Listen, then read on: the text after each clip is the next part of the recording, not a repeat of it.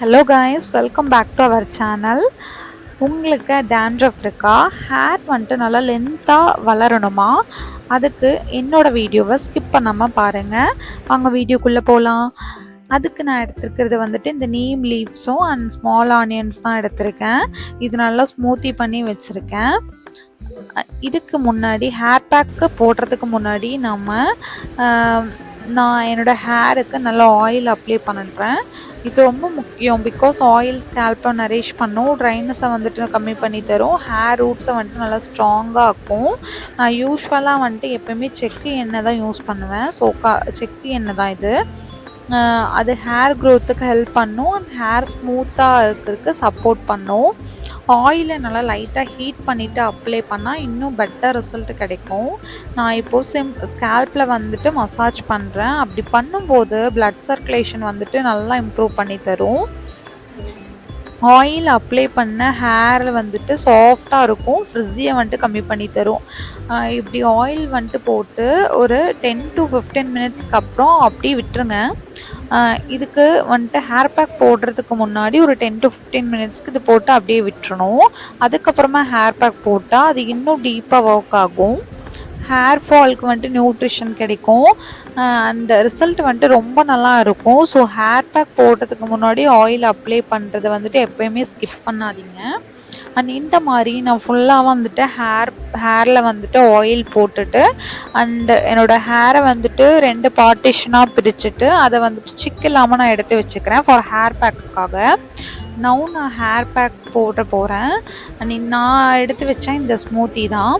First கொஞ்சம் கொஞ்சமாக எடுத்து ஸ்கேல்ப்பில் வந்துட்டு அப்ளை பண்ணிக்கிறேன். எஸ்பெஷலி இந்த ரூட்ஸில் தான் ஃபோக்கஸ் பண்ணணும். இதுதான் நம்ம ஹேருக்கு வந்துட்டு நல்ல க்ரோத்து வந்துட்டு கொடுக்கக்கூடிய ஏரியா. நீம் வந்துட்டு ஸ்கேல்ப்பை டீப்பாக நல்லா க்ளீன் பண்ணி தரும். டேண்ட்ரஃப் இருந்தால் அதை ரெடியூஸ் பண்ணி தரும். ஆனியன் ஜூஸ் வந்துட்டு ஹேரோட ரூட்ஸை வந்துட்டு ஸ்ட்ரென்தன் பண்ணிவிட்டு ஹேர் ஃபாலாக இருந்துச்சுன்னா அதை நல்லாவே கண்ட்ரோல் பண்ணி தரும். இந்த மாதிரி நான் செக்ஷனாக வந்துட்டு ஹேரை டிவைட் பண்ணி அப்ளை பண்ணிக்கிறேன். அப்படி பண்ணும்போது எல்லா பக்கமுமே ஸ்ப்ரெட் ஆகி ஈக்குவலாக வந்துட்டு ரீச் ஆகும். கொஞ்சம் கூலிங் எஃபெக்டாக ஃபீல் ஆகும். அது நார்மல் தான்.